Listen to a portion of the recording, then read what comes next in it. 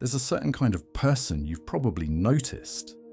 He walks into a room and he's calm. She gets insulted and she doesn't flinch. He loses something big and he doesn't crumble. You watch them and you think, what do they know that I don't? By the end of this video, you're going to know exactly what that is. You're going to understand why nothing and nobody needs to have power over you ever again. And I'm going to give you a specific set of practical techniques at the very end that you can start using today. So stay with me all the way through, because that bonus is worth waiting for. Let's start with the uncomfortable truth. Most of us are living in a constant state of reaction. Someone says something cutting at work and it ruins the entire day. A stranger on the internet posts something dismissive and it's still eating at you 3 hours later. Your plans fall apart and suddenly you're spiraling. We think the world is doing things to us. Carl Jung had a very different take on this. He believed that most people aren't actually reacting to the world at all. They're reacting to themselves. Here's what he meant. Nothing can get under your skin unless there's already something there for it to grab onto. If someone calls you a failure and it genuinely stings, it's worth asking why. If someone ignores you and you feel that familiar hollow ache, it's worth asking where that's actually coming from. Jung called this the shadow self, the parts of our inner world we haven't fully acknowledged. Every time someone triggers us, they're not creating the wound, they're just pressing on one that's already there. This is why two people can face the exact same situation and walk away with completely different emotional experiences. One person gets cut off in traffic and shrugs. Another person seethes for 20 minutes. The traffic wasn't different. The inner world was. And this means something powerful. If your reactions are coming from inside you, then you have access to the source. You can actually change this. Now, before we go deeper, I want to mention something that fits perfectly with everything we're exploring here. If you feel like you've been absorbing insights like these but still can't quite build lasting change in your life, it might be because you're missing a complete system. The Self-Mastery Bundle was built exactly for this. It's a full toolkit with 30 comprehensive guides and over 210 interactive components covering mindset, habits, productivity, purpose, and more. It's not another book you read once and forget. It's a working framework for becoming the person who doesn't get rattled. For a limited time, it's available at a special launch price, and you can find the link in the description below. Check it out, it genuinely aligns with everything we're talking about today. So let's talk about control, because this is where so many people get stuck. There's an exhausting trap that most of us fall into, and it looks like this. We believe that if we can just control enough of our external world, we'll finally feel okay. We need people to approve of us. We need outcomes to go our way. We need life to be fair. And when any of those things don't happen, we suffer because we've handed the keys to our emotional state to something we never actually owned. Jung understood that the world is fundamentally neutral. It isn't good or bad, it isn't kind or cruel. It simply is. The meaning we assign to events is entirely our own creation. Two people go through a painful breakup. He walks away convinced his life is ruined. She walks away seeing the beginning of something better. The event was identical. The perception was everything. And perception is the one thing you actually can control. Here's where it gets genuinely interesting. The harder you grip for control of the outside world, the more power you give it over you.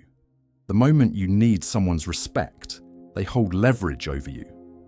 The moment you need a particular outcome, you've made yourself vulnerable to it. But when you release that grip, something strange happens. The anxiety loosens. Confidence starts showing up naturally. Opportunities appear without the desperate chasing. This isn't mysticism. Cognitive psychology research consistently shows that obsessive attempts to control outcomes actually create more resistance, not less. It's why desperate energy repels what it chases.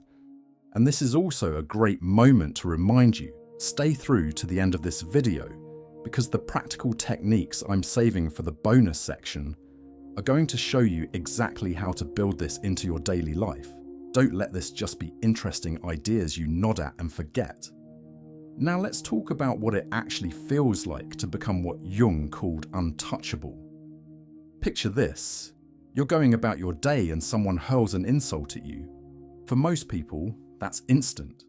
The heart rate spikes, the internal monologue starts, they're replaying it for hours. But for the person who has done this inner work, there's just a quiet noticing, a calm recognition that says, that has nothing to do with me.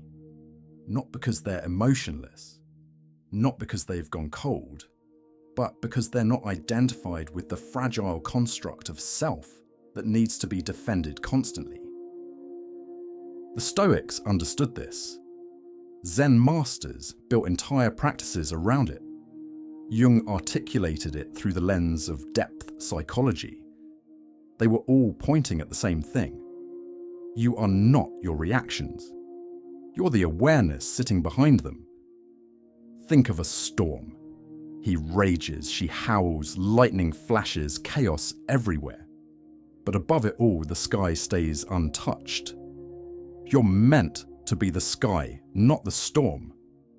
Now subscribe to this channel if you haven't already, because we consistently go this deep on ideas from psychology, philosophy, and human potential, and you don't want to miss what's coming. Here's the genuinely wild part. When you stop needing to react, when you stop being movable by every slight and setback, people sense it. He can't manipulate what doesn't react. She can't destabilize someone who's already grounded. You stop being a target because there's nothing to hit. Your energy shifts, and others feel it. This isn't about being cold or detached from life. It's about owning yourself so completely that the world stops having a remote control connected to your emotions. The path to this starts with self-awareness in real time. The next time you feel a trigger rising, don't suppress it, don't act on it, just watch it. Get curious about it like a scientist examining a specimen. Ask, what part of me does this belong to? What wound is being pressed? That split second of observation instead of automatic reaction is where your power lives. And neuroscience backs this up.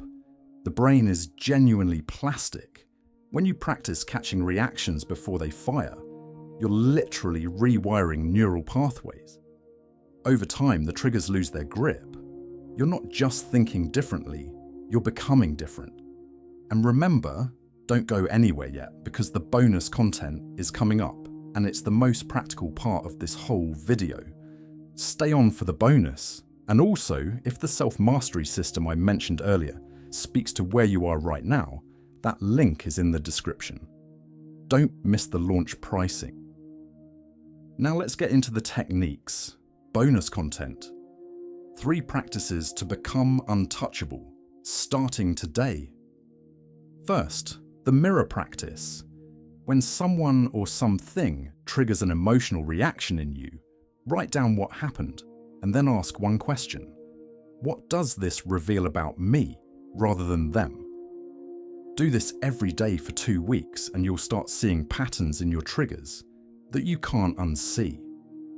That awareness alone begins to dissolve their power. Second, the observer pause. When you feel reactivity rising, count 4 seconds before you respond to anything. In those 4 seconds, consciously shift your attention from the emotion to the sensation. Feel where it sits in your body. Name it without judgment. This interrupts the automatic circuit and gives your conscious mind a chance to choose your response rather than just firing one off. Third, the ownership reframe. Every morning, pick one thing outside of you that you've been giving power to, a person, a situation, an opinion. Write down the exact story you're telling yourself about it. Then write the neutral version, stripped of all meaning. Practice returning to the neutral version throughout your day. This is how you take back your reality one story at a time. Master your reactions and you master your life. That's not a motivational phrase, it's a psychological fact. Now go do the work. Before you go, there's a video coming up on your screen very soon that you need to watch. It's called Live for Yourself, Not for Others, and it's a breakdown of the book, The Courage to Be Disliked. You should watch it because it picks up exactly where this video leaves off, showing you how real freedom isn't just about inner peace, but about having the courage to stop designing your life around what everyone else expects from you. See you there.